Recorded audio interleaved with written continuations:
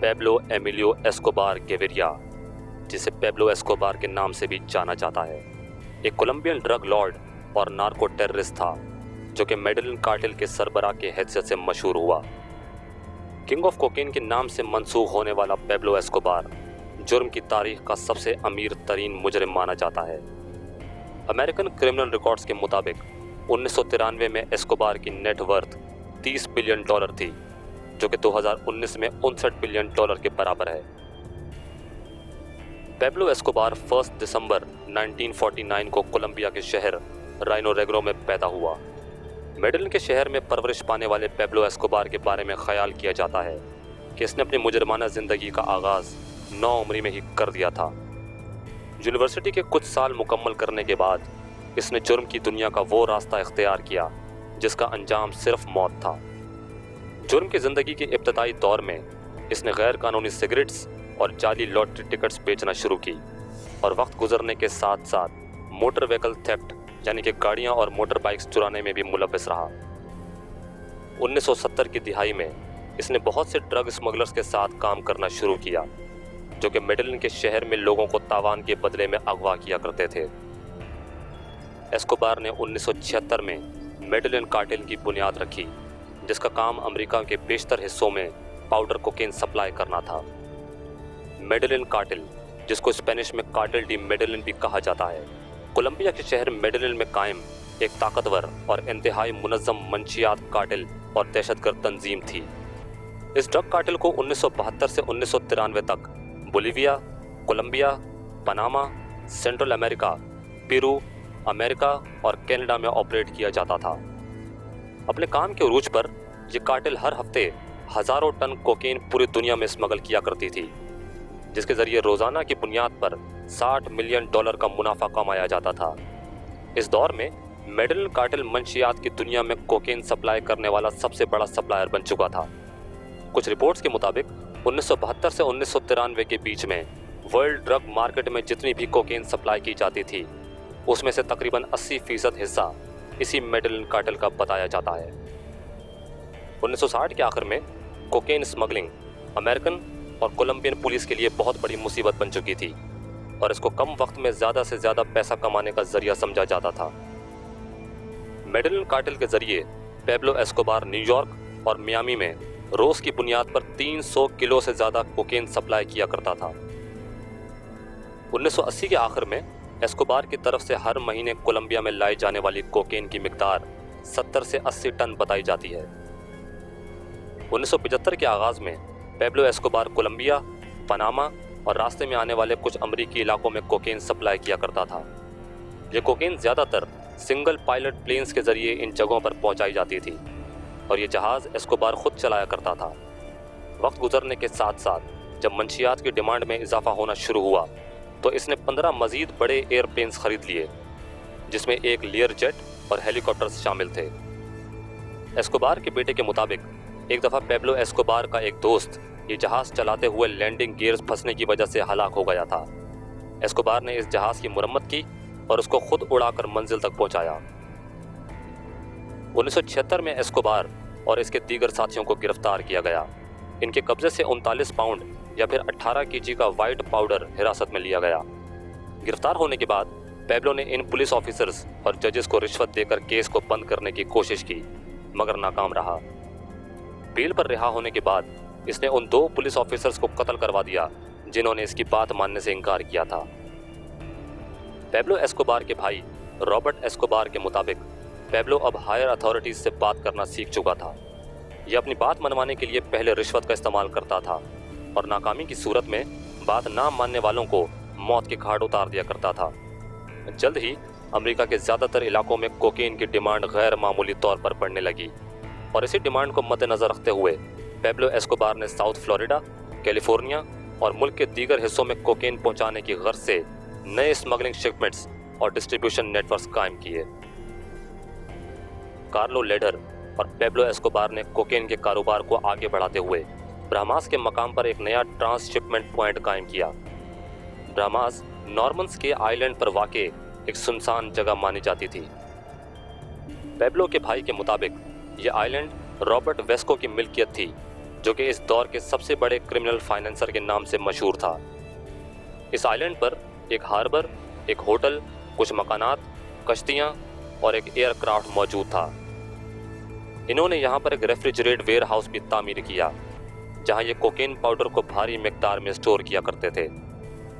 1978 سے 1982 تک یہ آئلینڈ میڈلین کارٹل کے لیے مرکزی اسمگلنگ روٹ کے طور پر استعمال کیا جاتا تھا۔ اسکوبار نے اس دور میں 7.7 اسکوائر مائلز کی ایک زمین اینٹوکیو میں خریدی جہاں اس نے ہوسنڈا نیپوز نامی ایک پورا اسٹیٹ تعمیر کروایا۔ اس اسٹیٹ میں ایک زو، ایک جھیل، اسکلپچر گارڈن، پرائیویٹ بولنگ، ایک فیملی پیلس اور کارٹل بھی شامل تھا۔ رابرٹ ایسکوبار کے مطابق پیبلو ایسکوبار نے کوکین اسمگل کرنے کے لیے 2 پرائیویٹ سب مرینز بھی بک کی تھیں جس کے ذریعے یہ بھاری مقدار کی کوکین پورے امریکہ میں سپلائی کیا کرتا تھا۔ 1982 میں Pablo Escobar chamber of representatives of Colombia کا آلٹرنیٹ ممبر بھی رہا جو لبرل آلٹرنیٹیو موومنٹ کے نتیجے میں سامنے آئی۔ وقت گزرنے کے ساتھ ساتھ ایسکوبار بین الاقوامی سطح پر جانا جانے لگا۔ یونائٹڈ اسٹیٹس، میکسیکو، دی ڈومینیکن ریپبلک، پیننسولا اور اسپین میں سپلائی کی جانے والی کوکین کا 80% حصہ میڈلین کارٹل کی جانب سے سپلائی کیا جاتا تھا۔ ڈرگس کی بڑھتی ہوئی ڈیمانڈ کو مد نظر رکھتے ہوئے ایسکوبار نے رابرٹ گومز کے ساتھ بھی کام کرنا شروع کیا جس نے ایسکوبار کے ساتھ مل کر کوکین کی سپلائی کو امریکہ، یورپ اور ایشیا تک پہنچایا۔ کچھ رپورٹس کے مطابق میڈلین کارٹل ہر دن $70 ملین کا منافع کماتی تھی۔ ایک دن میں 15 ٹن سے زیادہ مقدار کی کوکین پورے امریکہ میں سپلائی کی جاتی تھی، اور انسانی عقل اس بات کو ماننے سے شاید انکار کرے لیکن یہ کارٹل اپنے پیسوں کو باندھنے کے لیے ہر ہفتے $1000 کے ربر بینڈ خریدا کرتی تھی۔ ہر ہفتے اس کا 10% سے زیادہ پیسہ چوہوں کے کھانے کی وجہ سے ضائع بھی ہو جاتا تھا۔ ایک دفعہ ایک رپورٹر نے جب ایسکوبار سے اس کے کوکین بزنس کے بارے میں سوال کیا تو ایسکوبار نے جواب دیا، "The business is simple. You bribe someone here, you bribe someone there, and you pay a friendly banker to help you bring the money back." 1989 میں فوربس میگزین کی رپورٹ کے مطابق ایسکوبار دنیا کے 227 بلینئرز میں سے ایک تھا جس کی ورتھ $3 بلین سے زائد بتائی جاتی ہے۔ جہاں پیبلو ایسکوبار یونائٹڈ اسٹیٹس اور کولمبین گورنمنٹ کے لیے ایک مجرم کی حیثیت رکھتا تھا، وہیں بہت سے غریب کولمبین لوگوں کے لیے یہ ایک ہیرو کی شکل اختیار کر چکا تھا۔ اسپورٹس مین اسپرٹ رکھنے والے پیبلو ایسکوبار نے کولمبیا کے لوگوں کے لیے بہت سے فٹ بال کلبز، ملٹی اسپورٹ کورٹس اور فٹ بال ٹیمز کی بنیاد رکھی۔